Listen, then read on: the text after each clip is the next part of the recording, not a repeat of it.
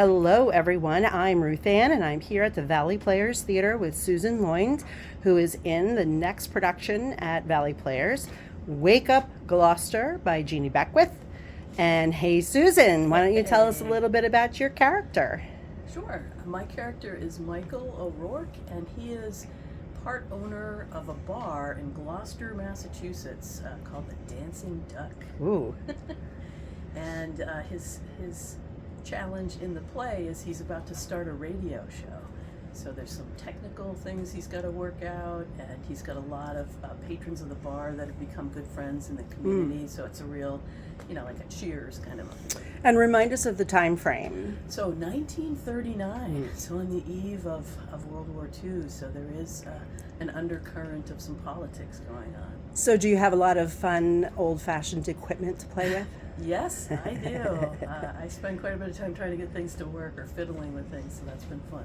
Good, great. And I understand you have done a few things here at the Valley Players before? I have. I am on the board here, and I was thinking about this. It's been a while, maybe 10 years plus, that I've been on the board of directors.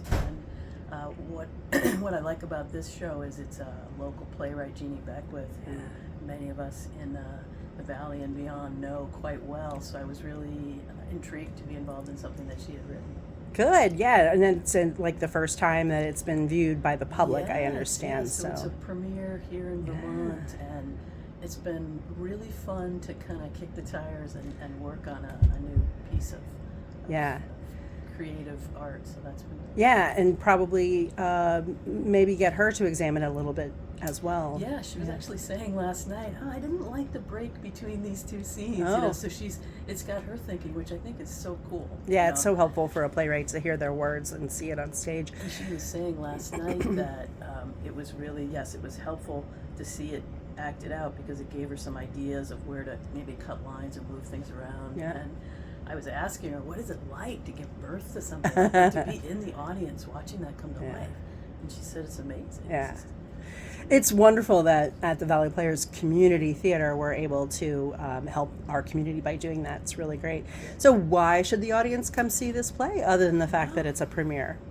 Well, I think, I feel like I say this a lot, but in this case it is really true. It's relevant, right? I mean, here we are with a new administration and things are changing, regulations in the government, and there's some distrust, and there's people trying to figure out where things are headed. And so it's a bit, as I'm reading the lines, I'm thinking, wow, the more things change, the more they stay the same.